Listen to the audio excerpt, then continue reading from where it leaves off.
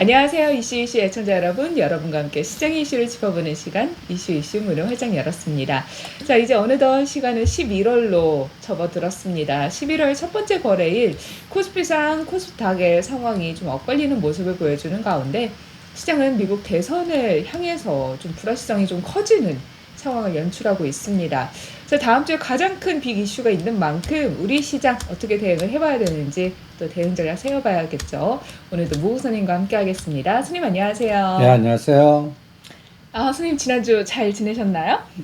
네, 저는 못 지냈어요.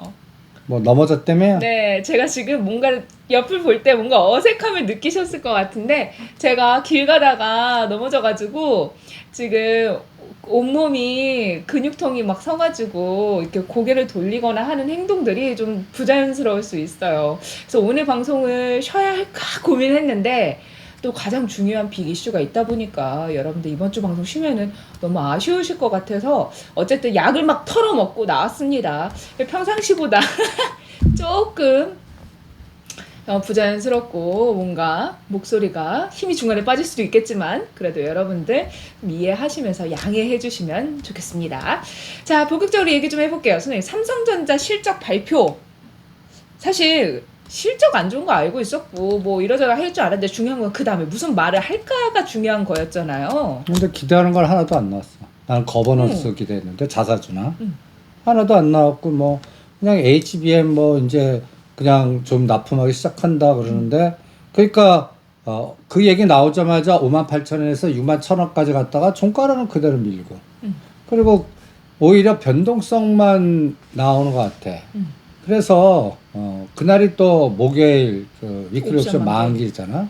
그래서 아침에 푸시 500에서 800% 갔다가 삼성전자 58,000원에서 갖다 예를 들어서 61,000원까지 그러면서 342.5 행사 가격이 5배에서 8배 갔다가 결론은 다 죽어버리는. 그러니까 내가 수요일 날 네.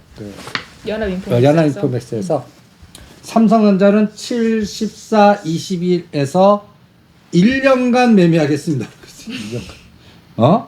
맞아요. 그러면서 요번에 55,000원과 5만원대 산 거는 6만원대 7에서 14%에서 매도하자. 네. 그리고 3 내지, 그러니까 7, 14, 21자 때와 조정은 5 내지 7%. 5 내지 7% 빠지면 다시 하는 거야. 요렇게 해서 언제까지 55,000원과 61,000원에서 왔다 갔다 했지? 여기 14%가 또 굉장히 중요해. 62,500원을 뚫느냐가 또 뭔가 새로운 그러면 7만전자 기대감이 증폭되거든. 요거는 언제 나오나? 언제? 요거는 나는 거버넌스 외에는 실적으로는 안 될 것 같거든. 네. 그래서 내년 4, 4분기 실적 나올 때까지 55,000원과 65,000원과 7만원 여기서 왔다 갔다 하면서 변동성만 이용하는. 그래서 삼성전자는 매일 종가 기준으로 500원씩 내리는 거야. 내려요? 59,000원이면 58,500원, 58,000원, 57,500원. 500원씩 올리는 거야. 그래서 500원 한진폭이 3개 정도 나오면 그날 상단, 3개 정도 나오면 하단.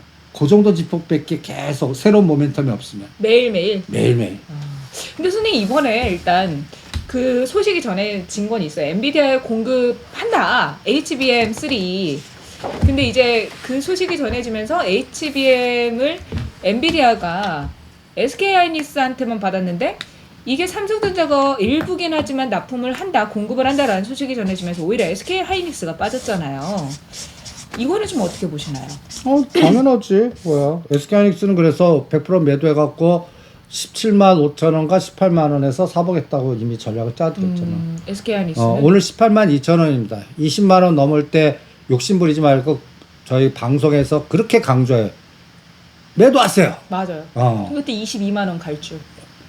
참 왜 그러니까 요새 장은 어느 정도 애매하게 급등할 때 더 간다 생각하지 마. 거기서 반이라도 팔아라. 아니면 난 더 갈 것 같아. 그래도 예를 들어서 20에서 22만 원 갈 때 20만 원 깨면 나는 팔아야지. 이런 선을 지키면서 매매해야 돼. 그리고 떨어질 때 나눠서 사야 돼. 떨어질 땐 또 더 떨어질 것 같아서 안 사시거든. 한 번에 사고 싶은 마음도 있어요. 아니야. 시가상위 종목은 세 번에 나눠서 팔고 세 번에 나눠서 사야 요새 장이 적응이 돼. 진폭이 작으니까. 그거를 명심해 주시기 바랍니다. 그리고 요새 항상 여러분들 갖고 있는 종목을 8월 5일 저점, 네. 9월 9일 저점, 9월 19일 저점, 그리고 현재 위치. 이걸 봐갖고 여기서 갖다 해서 중소형주는 그냥 편하게 할게. 30, 50, 70, 100 이렇게 잡고 네. 30에서 50 정도 올라오면 때리는 거야. 내가 산단가 아직 안 됐어도 산단가 안 되신 분은 50% 정도, 밑에서 잘 사신 분들은 70에서 100% 갖고 때렸다 샀다 때렸다 샀든지 안 올라간 거 돌아가면서. 그리고 삼성전자나 SK하이닉스 밸류체인에서 네. 8월 5일 저점인지, 이 9월 19일이 삼성 SK하이닉스 바닥 저점이거든. 144,000원. 네. 그리고 이틀 만에 50% 올라간 소부장이 있어. AD 테크놀로지. 근데 이거는 삼성 밸류체인인데 10월 31일 저점이야. 그러니까 삼성전자가 실적 확인성 나오고 약간 이제 이제는 삼성전자 부품단에도 뭔가 투자가 나오거나 뭐 할 때 이제 그런 것들이 이제 AD 테크놀로지 먼저 시작했고, 네. 그러면 이제 칩셋 미드 하나 마이크론이 남아 있거든. 네. 그러면 오늘 50% 올라간 AD 테크놀로지 반이라도 때리라고 그랬어. 그리고 그거를 칩셋 미디어나 아니면 하나마이크론. 다른 걸로 이동하고. 지난주에 우리가 말했던 에이징랜드는 어때요? 에이지랜드는 이제 매도 위치야.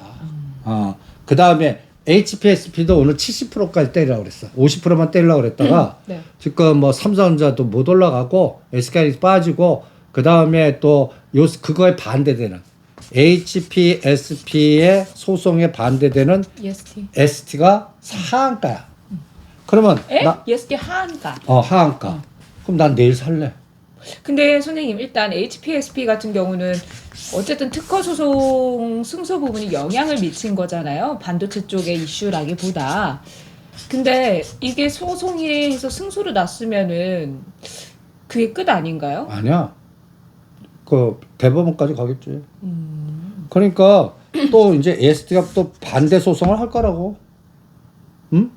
반대 소송해요 또. 근데 선생님, 궁금한 게 각각의 회사는 입장 차이가 있겠지만 제3자된 느낌에서 봤을 때는 누가 베꼈다 뭐 이런 거를 알 수 있잖아요. 근데 그거는 다 애매해. 기준은. 애매해요? 그러면 나는 법원은 어떤 때는 A가 이기고 어떤 때는 B가 이기고 막 그냥 증거 싸움이니까? 증거 싸움 왔다 갔다 할 것 같아. 그리고 가장 결정적인 게 HPSP는 나는 곽동선 부회장의 연골고리의 회사라고 봐. 네. 근데 한미반도체가 요새 못 가. 못 가. 그러면 HPSP가 단기간에 제일 많이 급등했고 소송 이겼다 급등했는데, 갔다 해서 한미반도체가 다시 급락하거나 ST가 또 무슨 반대 소송에서 뭐 또 다시 또 노이즈 나오면 HPSP는 여기서 한 20% 다시 빠질 수 있어. 그러니까 22,000원, 5,000원에서 시작했어. 네. 지금 오늘 36,000원까지 갔어. 그래서 나는 70%까지 때려버리라고 한 거야. 그리고 이게 하한가 친 게 ST가 오히려 마이너스, HPSP의 마이너스라고 봐 나는. 네. 내일 금요일 날, 아니 오늘 금요일이니까 다음 주 월요일 날 ST가 계속 하락하면 HPSP는 더 갈 수 있는데, 만약에 ST가 월요일 날 밑꼬리 달리고 올라가는 순간에 얘는 순간적으로 10에서 20% 급락한다. 그럼 그때 또 살래. 계속 이런 순환 사이클을 네. 이용하는 장이지 추세장은 아직 아니야.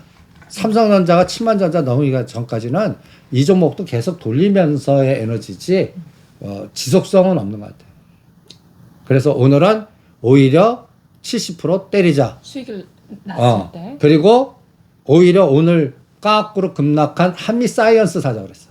선생님, 그 얘기 조금 이따 하고 일단 삼성이 엔비디아에 납품하는 게 제가 찾아보니까 HBM3 이 부분이긴 한데 중요한 건 8단이라고 하더라고요. 엔비디아는 12단에 지금 생산을 해서 하는데 그 공급을 하긴 하지만 구형 가속기용 공급 물량이기 때문에 공급을 해도 사실상 공급량이 그리 크진 않을 거고 매출단에 영향을 미치는 건 한정적일 수밖에 없다라는 분석이 있는데 아, 당연하지. 그러면 그러니까 오히려 SK 하이닉스가 이 이후로 좀 조정받고 더 갈 만한 모멘텀이 아닐까 싶어서요. 아, 근데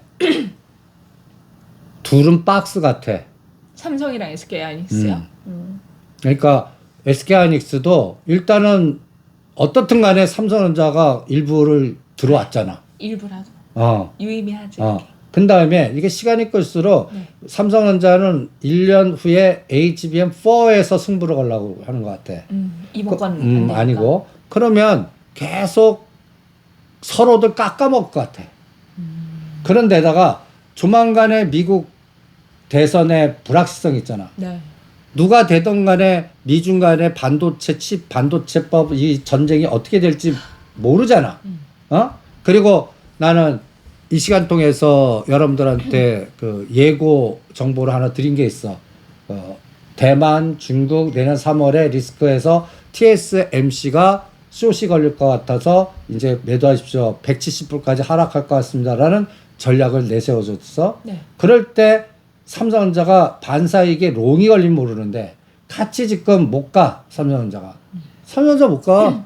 그러니까 6만전자가 저항이 아니라 지지가 되고 거기서 5,000원이라도 더 오르지 않는 한 그냥 부품단 그 소부장의 종목별 삼성전자 밸류체인, SK하이닉스 밸류체인, 그다음에 CXL 뭐 몇 가지 종목들을 선별해서 서로 키 맞추기 쓰나? 그러니까 많이 떨어진 종목이 다시 한번 올라와 줄 때를 기다리는 단기적인 트레이딩이다. 그러니까 지금 HPSP나 올라간 거 때려갖고 네. 아직도 바닥 끼고 있는 거 사는 게 나는 더 그러니까 칩셋미디어나 하나마이크론이나 오키전자나 네. 이런 것도 사는 게 더 효과적인 전략 같아. 더 끌고 가지 못하는 장 같아. 삼성전자, SK까지 둘 다 조정을 하면 그리고 둘 다 지금 롱숏에 걸려 있는 거 서로 깎아먹는 것 같고 그러니까 한 3개월 동안은 대장주의 시가상위 종목들은 그냥 좁은 박스. 삼성전자는 74% 갖고 돌려야 되고 SK하이닉스는 14, 21% 갖고 돌려야 되고 그 정도밖에 에너지 안 봐. 근데 일각에서는 또 그런 얘기를 합니다. 삼성전자가 지금 하락을 하고 있잖아요, 선생님. 그 영향이 삼성물산에 영향을 주는 거다. 삼성물산도 주가 계속해서 하락하고 있는데 이게 삼성그룹의 지배구조의 최정점에 있는 삼성물산이 이재용 회장이 가지고 있는 그 지분 가치가 약해지니까 삼성전자 가격이 하락하면서 삼성물산에도 영향을 주고 삼성그룹 전반적으로 이런 리스크가 커지는 거 아니냐라는 얘기가 있어요. 근데 그거는 거버넌스 전략으로 그때 얘기했잖아. 삼성물산이 갖고 있는 이제 삼바를 삼성생명이 갖고 있는 삼성전자하고 빅딜을 하면 그때는 삼성물산 오를 거야. 오를 거라고. 그러니까 삼성물산도 12만 원, 16만 원 1년. 아니 모든 대형주는 하단, 상단, 그러니까 내가 현대차 21만 원, 26만 원 1년. 심지어 그렇게 봐. 거버넌스 연결돼 있는 거는. 그러니까 삼성물산도 삼성전자도 거버넌스 게임이 풀려야 돼. 이번에 좀 언질 나올 줄 알았더니 하나도 안 나왔어. 그냥 조용히 지나갔어요. 그런데 또 어느 시점에 나올지 몰라 이런 거는. 근데 선생님 그러면 일단 삼성그룹에서는 지금 삼성바이오로직스가 그래도 희망의 빛이잖아요. 이게 안 부러져야 어쨌든 되는 거잖아요. 근데 안 부러지는데 안 올라갈 것 같아. 더 가지도 않을 것이다. 그러니까 그래서 저는 혹시 삼성바이오로직스를 왜냐면 삼성전자 선생님께서 계속 롱숏으로 박스에서 계속 갈 거다라고 하셨으니까 그럼 차라리 삼바를 가치를 더 올리지 않을까 싶은 생각을 했거든요. 아니 이거 바꾸려는데 누가 비싸게 이거 받아줘? 그러니까 100만 원과 110만 원에 이것도 1년 같이 주면 어떻게 해? 해결될 때까지.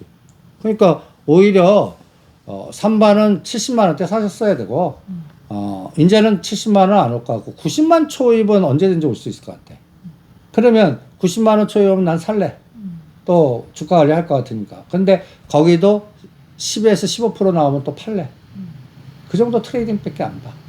삼성그룹 거버넌스는 뭔가 거버넌스 그러니까 금융지주사라든가 이런 문제 부분이 좀 본격적으로 보여져야 해결이 될 것 같고. 근데 그 카드를 아직 안 쓰시네. 그러니까요. 뭐 전혀 얘기가 없어가지고. 요새 거론할 줄 알았더니 약간 사람 구조 조정만 먼저 하는 것 같아.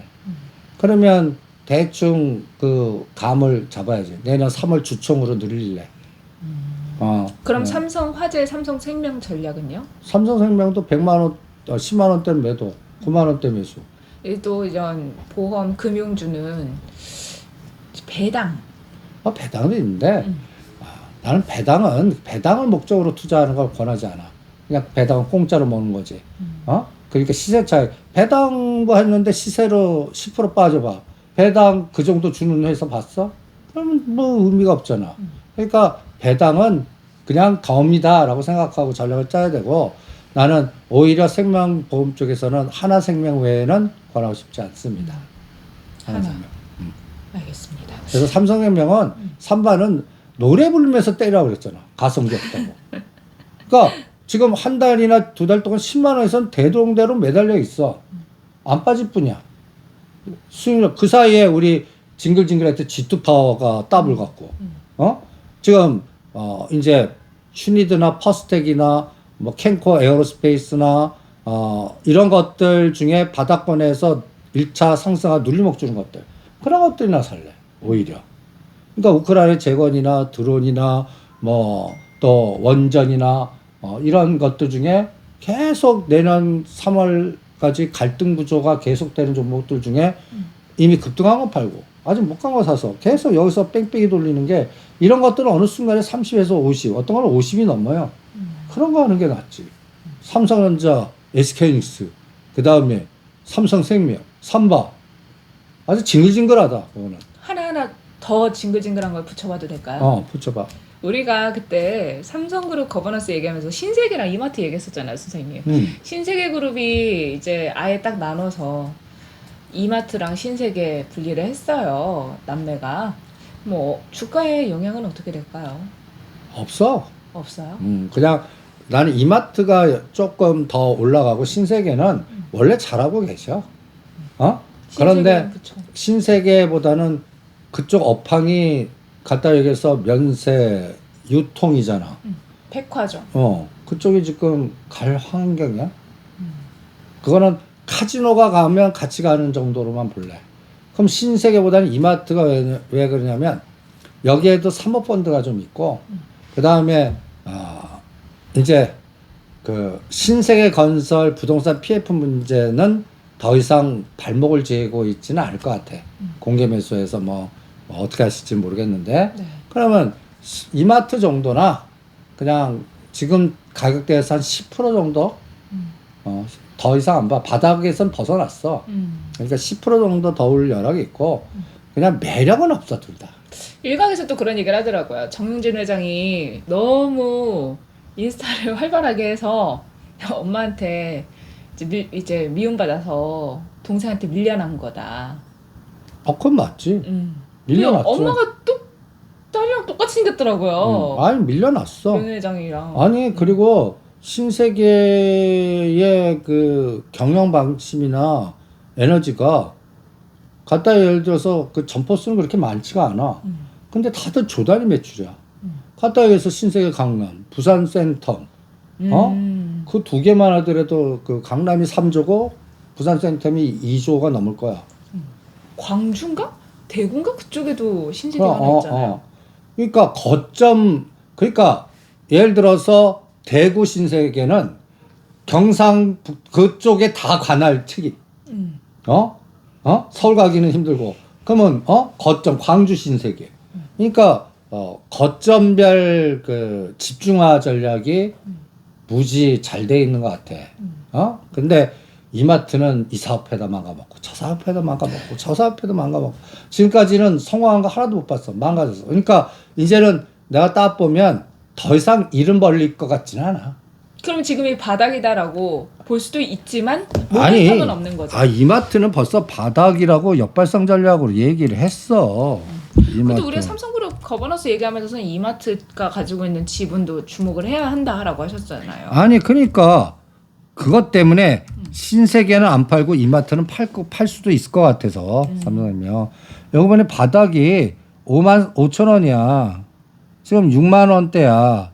7만 원이 최대 상단보거든. 그러면 지금 6만 4, 5천에 사서 이게 10%밖에 더 있겠어. 이미 바닥은 넘었습니다. 그러니까 이제 이거 하느니 호텔신라나 호텔신라 우선주나 그 다음에 얘가 삼성생명을 팔면 한 7만 원까지 갈 것 같아. 팔면. 그러니까 아주 매력적인 그 위치는 아니야 지금. 연말 쇼핑 시즌을 맞이하여서도 딱히 그래 보이진 않나요? 아니 그럴 바에는 오히려 그래프상으로는 신세계가 나. 신세계가. 오늘부터 11월 1일부터 코리아 세일 페스타 시작이라고 이제 미국의 블랙 프라이데이가 있듯이 우리도 이제 그렇게 한다. 근데 그 무슨 페스타? 코리아 세일 페스타? 그거 뭐 너 가냐? 그거 흥에 있어? 그냥 요식행위 국가에서 아웅하는 난 것 같아. 뭔가 적극적으로 뭔가 참가해서 강훈재 같이 뭐 그냥 무슨 뭐 와 국가적 그건 나는 그 페스타는 실패한 페스타야. 사실 막 그렇게 싸진 않아요. 그래도 연말에는 우리가 지금 불황이라고 하지만 지갑이 조금 열리긴 하잖아요. 그럼 뭐 글쎄 나는 그렇게 크지 않을 것 같다. 그거 모멘텀으로 이거 하느니 그냥 방산 원전 이런 데서 놀래. 딴 데 안 갈래. 알겠습니다.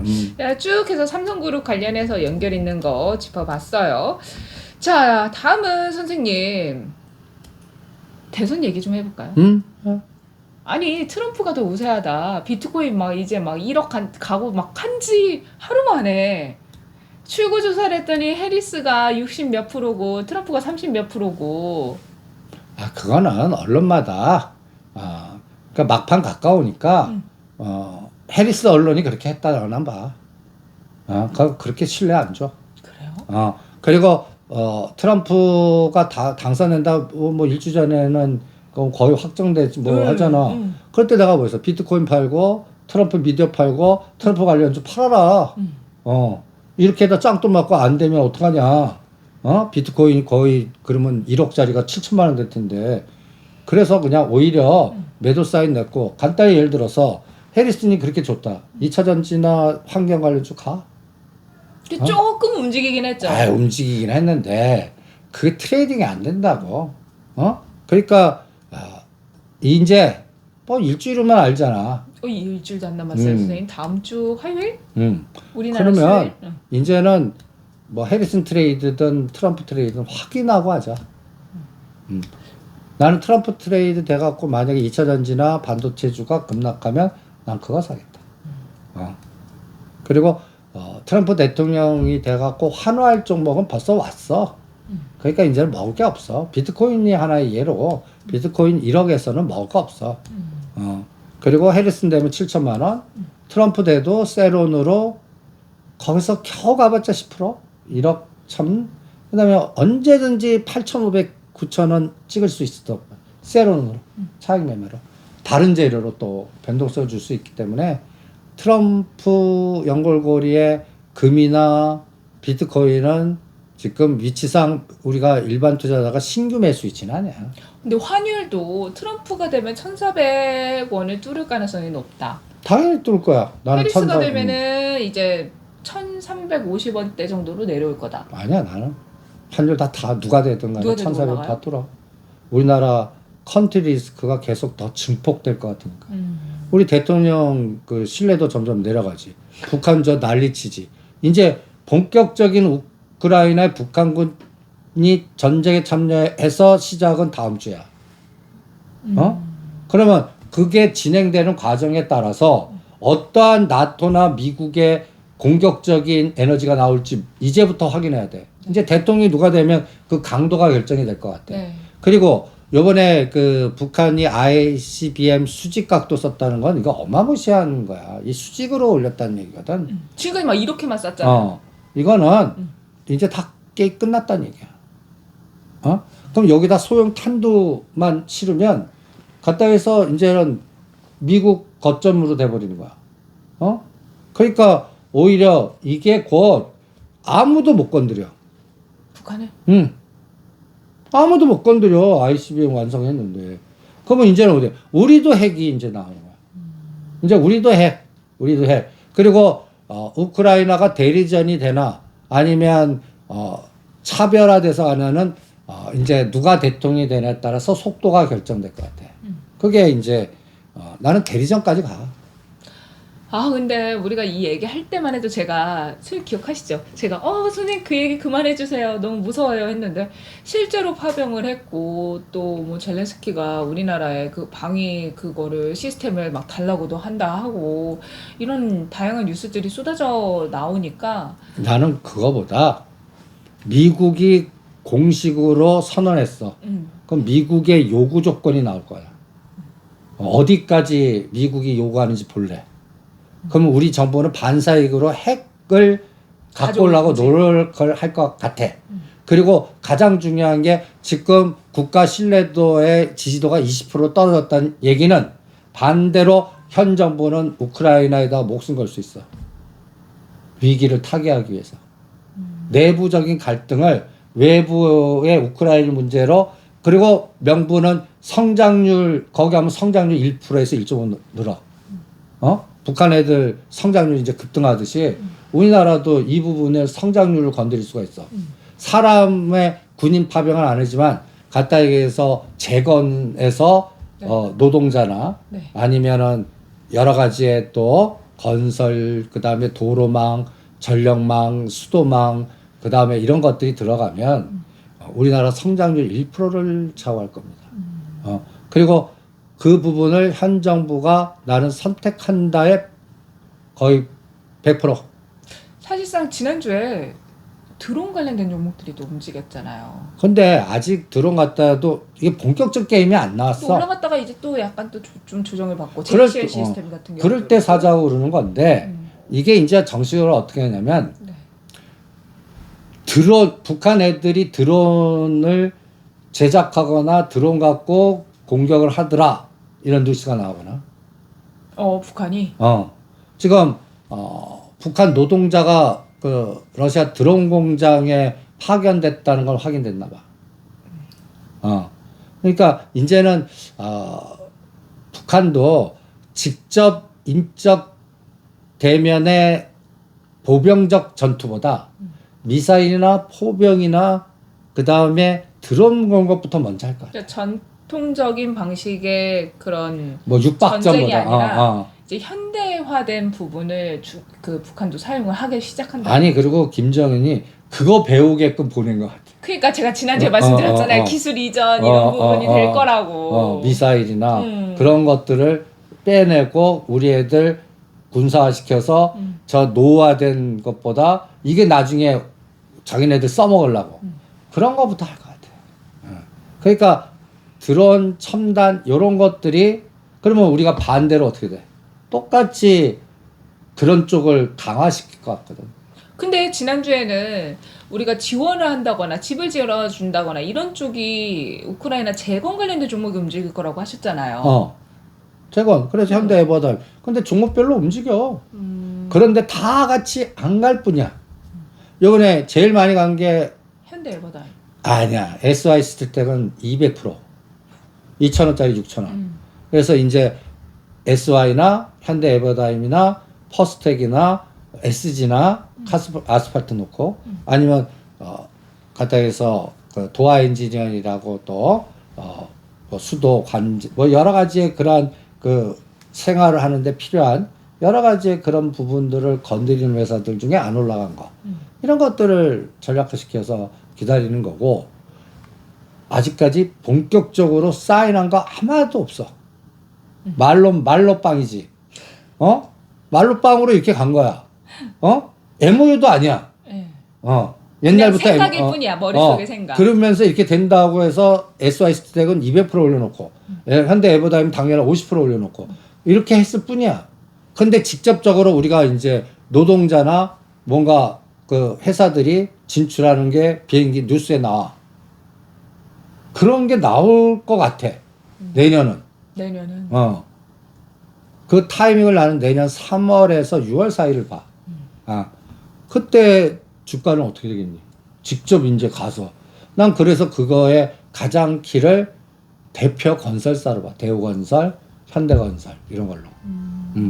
언제 들어가나 보시죠. 안 그래도 댓글에 현대건설 욕창 생기겠다고 언제 가냐고.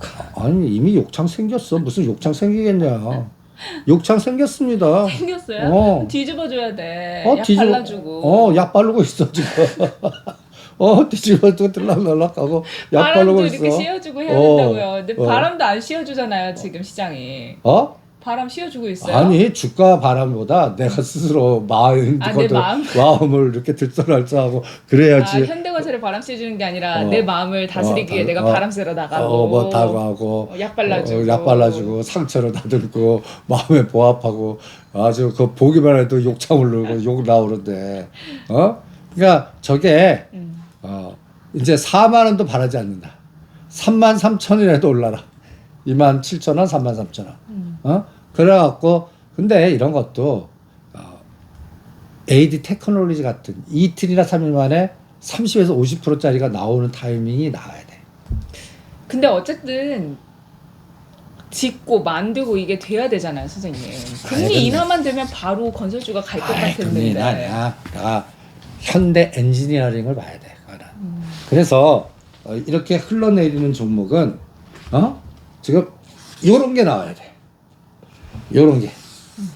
현대건설은 사이즈가 큰 거니까 시가총액 요게 한 30%짜리가 나와야 돼. 지금 가격대. 아재피하면 50%. 근데 작년 11월이 어떤가? 작년에 갑자기 건설주들이 다 한 번씩 이렇게 올라와 줬던 적이 있었잖아요. 아니 뭐 금리 인하 근데 금리 인하 갖고는 지금 이거는 수주를 해오거나 첫 번째. 두 번째로는 현대 엔지니어링하고 합병 거버넌스 두 가지밖에 없어. 그 두 가지. 이거는 누구한테 물어봐야 돼? 청 회장한테 물어봐야 돼. 언제 나 욕창 생겨서 아주 죽겠어. 언제 약 발라주고 주가 올릴 거요? 이걸 물어보는 수밖에 없지. 그러니까 여기도 일단은 내년 3월 5월이야. 일단 3월 5월. 이게 3월 5월 잡는 건 다 추총. 10여 갈사 나갖고 이제 마무리. 그리고 새해에 또 뭔가 신년에 뭔가 계획 잡고 막 이렇게 할 거 아니야. 그때 뭐래도 연말에는 일을 또 잘 안 벌려요. 했던 거를 얘기할 뿐. 근데 연초는 막 벌려. 막 그치 말방구 치고 뭐 할 겁니다. 그러니까 12월과 1월 한 달밖에 안 나오는데 얼굴색이 싹 바뀌어 사람들이. 12월은 뭔가 정리하고 뭔가 이렇게 하려고 그러고 1월 달에는 애들 그 닭다리 치고 막 그렇게 하니까 푸시하시고 막 하려고 하니까 1월에서 3월 사이에는 갑자기 깜짝 놀랄 것들을 막 터트려. 또 1월 효과라고 정부 정책 방향성이라든가 이런 거 해서 또 그때는 잘 가잖아요. 그러니까 지금 우리 가까이서 뉴스에 현 정부가 20%도 붕괴됐다. 19%래요? 난 이게 신호야. 그럼 국면전에 뭘 머리라도 쓰실 거 아니야. 그냥 포기는 안 하실 거 아니야. 절대 포기를 안 하실 때. 그러니까 뭘 하나 볼 거야. 제발 웨스팅하우스 문제라도 좀 풀어라. 이번에 하루 걸러서 완전히 또 기각시켰는데도 못 가잖아. 맞아요. 갑자기 수요일에 체코 원전 계약 일시 보류라는 소식이 전해지면서 원전 관련된 종목들이 일제히 목요일에 막 다 하락을 크게 했어요. 근데 그거 아니야 이거 기각됐어 라는 소식이 전해지면 원래 자리를 찾아가야 되거늘 찾아가지 않더라고요. 웨스팅하우스 문제 해결된 거 아무것도 없잖아. 그리고 우리가 G2파로 10,000원에서 답한 거 내가 조정 때 7,000원, 7,500원 때 다시 하자. 오늘 7,400원이야. 그러니까 여기서는 다시 사고. 그 다음에 그 사이에 오르지 않았던 중간 허리 종목들은 빠질 땐 또 같이 빠져. 한전기술 이런 것 보면. 그런데 이런 게 본격적으로 갑자기 30%씩 올라야 돼. 네. 그럼 한전산업이 30%를 상한가치입니다라는 거는 체코 원전 비슷하게 웨스팅하우스하고 계약을 맺어서 일정 부분 공사다마다 몇 프로를 주기로 했습니다. 계약 맺었습니다. 이런 뉴스 나와야지. 그거 외에는 없어요. 근데 그거를 풀려면은 일단 미국에서 대선에 누가 결정이 돼야 되고 집행부를 다 만들어야 되고 그치. 그러니까 내년 한 2, 3월은 되어야 아니 행정부가 꾸려질 테니까. 물리적인 상황이 대충 내년 2, 3일 아니겠냐? 지금 웨스팅하우스도 12월 달까지 누가 대통령 확정되고 뽑을 만큼 최대 뽑아갖고 딴지 거는 거 아니야. 법적 소송하고 막 딴지 걸고 지금 이런 상황인데 이제 누가 대통령이 됐고 뭔가 하면 이 정도의 합리적인 상황에서 계약하는 게 더 낫지 않겠나 하는 기준이 생길 거 아니야. 네. 그게 대충 금년은 아니고 내년 2, 3월 아니겠니? 난 그렇게 판단하고 있습니다. 그럼 선생님 원전주에서 두산 에너빌리티 아까 말씀하셨잖아요. 뭐 한전기수도 말씀하셨는데 우진엔텍, 지금 G2파워. 아니 그런 것들 지금 파도 타잖아. 오히려 두산 에너빌리티 한전기수보다 G2파워하고 우진엔텍의 탄력성이 더 나을 거라고. 근데 G2파워 좀 빠졌잖아요. 아니 그러니까 이 G2파워도 보면 우리 그 옛날 전에 한번 G2파워 같은 건 아주 징글징글하다고 질문이 제일 많이 왔던 종목 중에 하나야. 네, 뭐 G2파워 언제 가냐고. 이것도 보면 주봉으로 보면 완전히 12,000원 이상에서 얼마까지 죽였냐면 5,000원까지 죽였어. 5,000원짜리가 한 달 안에 10,000원 간 거야. 그런데 이 누누이 얘기하지만 2022년도 7, 8월 달에 이 주식은 한 주가 내주의 무상증자 러시 그때 2022년도 5월에서 8월 사이에 무상증자 머니게임 한 거 기억나니? 095만.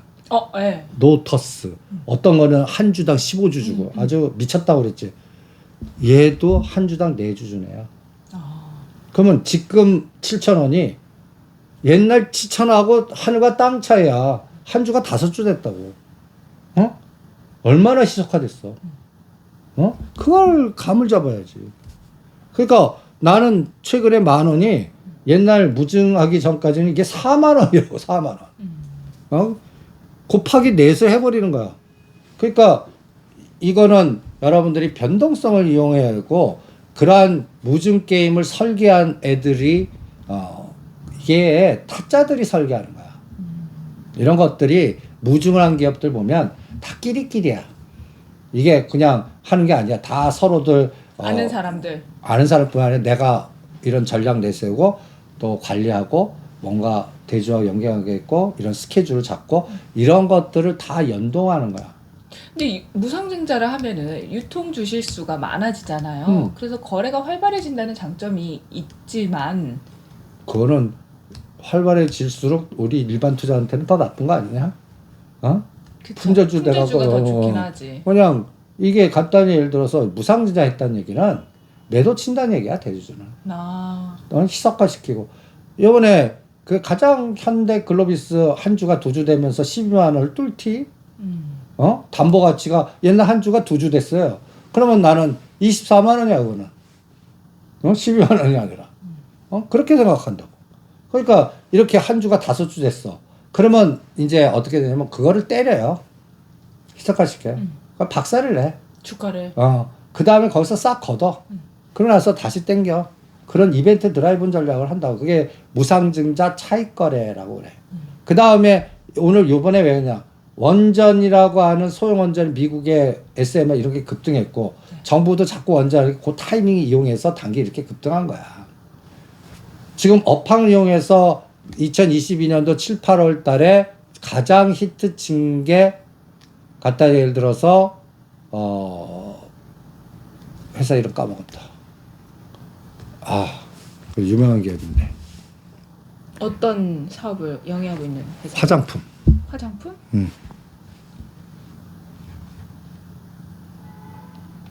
화장품은 얘는 1대5를 했어.